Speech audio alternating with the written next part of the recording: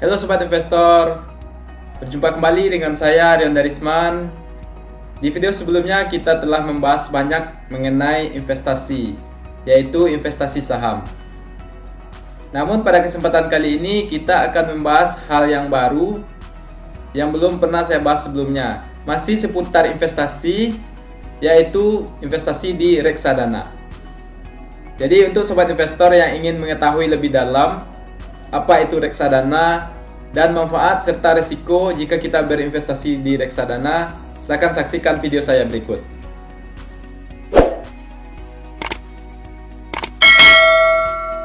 Sebelum kita masuk lebih jauh mengenai reksadana, terlebih dahulu hal utama yang harus kita ketahui adalah pengertian dari reksadana itu sendiri. Jadi reksadana itu adalah tempat untuk mengumpulkan uang bagi masyarakat, bagi kita sebagai investor, agar uang yang kita investasikan tersebut bisa dikelola dengan baik oleh yang namanya manajer investasi.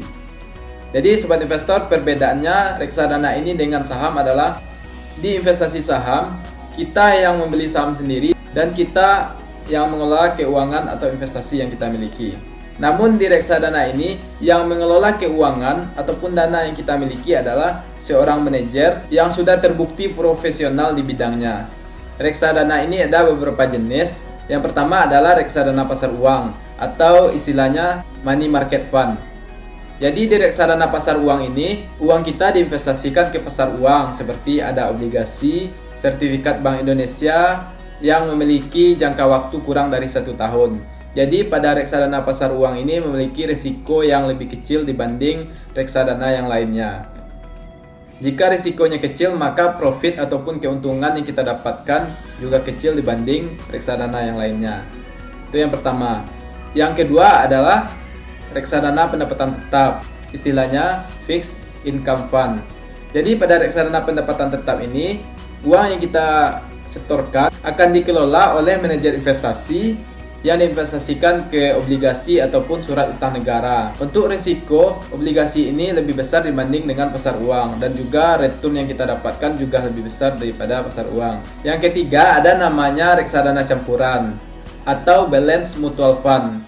Jadi pada reksadana campuran ini yaitu campuran antara saham dan juga obligasi ataupun pasar uang. Jadi uang yang kita investasikan tersebut masing-masing dibagi ke jenis-jenis reksadana, apakah nanti diinvestasikan sebagiannya di pasar uang, ada juga di obligasi atau surat berharga, dan juga sebagiannya di saham. Dan untuk resikonya, reksadana campuran ini risikonya lebih besar dibanding pasar uang dan juga pendapatan tetap.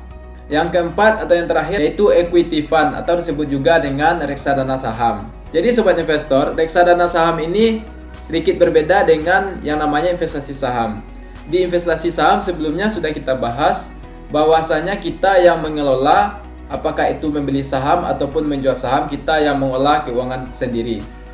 Namun pada reksadana saham ini tetap uang yang kita investasikan dibelanjakan ke saham, tapi tidak 100%, yaitu sekitar 80% uang yang kita setorkan diinvestasikan ke saham.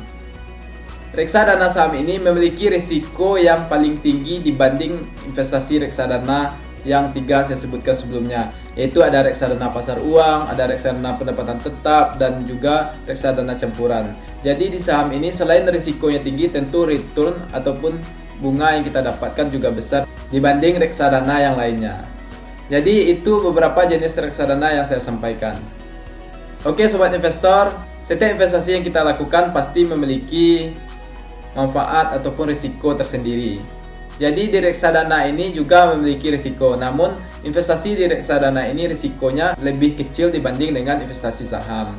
Dan apa saja manfaat atau keuntungan jika kita berinvestasi di reksadana? Yang pertama adalah seperti pengertian reksadana sebelumnya, bahwasanya uang yang kita investasikan itu dikelola oleh yang namanya manajer investor. Orang yang sudah profesional atau ahli di bidangnya, apakah nanti uang kita diinvestasikan ke pasar uang, ke reksadana campuran, ataupun ke reksadana saham. Jadi uang yang kita miliki sudah dikelola oleh orang yang profesional. Berbeda dengan kita investasi saham, kita harus membaca sendiri, menganalisa sendiri, membeli dan menjual saham sendiri. Itu kalau kita investasi di saham.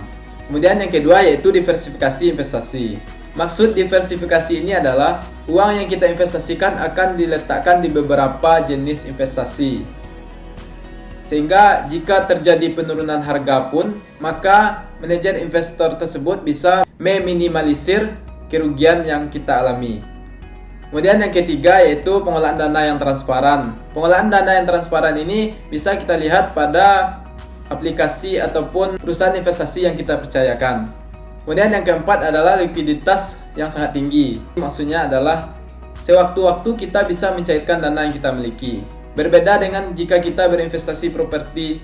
Jika kita berinvestasi properti itu membutuhkan waktu yang cukup lama agar properti tersebut bisa terjual. Kita bisa sewaktu-waktu kapanpun untuk mencairkan reksadana kita tersebut.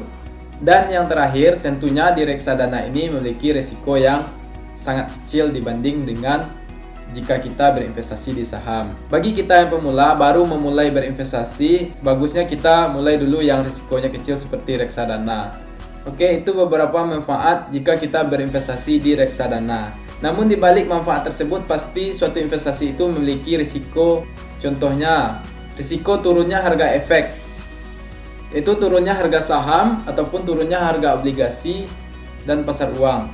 Sehingga jumlah dana yang kita investasikan juga berkurang. Tetapi penurunan harga pada reksadana ini akan bisa diminimalisir oleh manajer investor yang telah kita percayakan. Sekali lagi saya tekankan, jika kita sebagai pemula, akan lebih bagusnya kita mulai berinvestasi yang risikonya lebih kecil. Salah satunya yaitu berinvestasi di reksadana. Setelah itu baru kita mulai beranjak ke investasi yang risiko lebih besar seperti saham dan lain-lain. Oke sobat investor, sekian video kita pada kesempatan kali ini. Sampai berjumpa kembali dengan saya di video selanjutnya, kita akan membahas reksadana. Oke, terima kasih. See you next time. Bye-bye.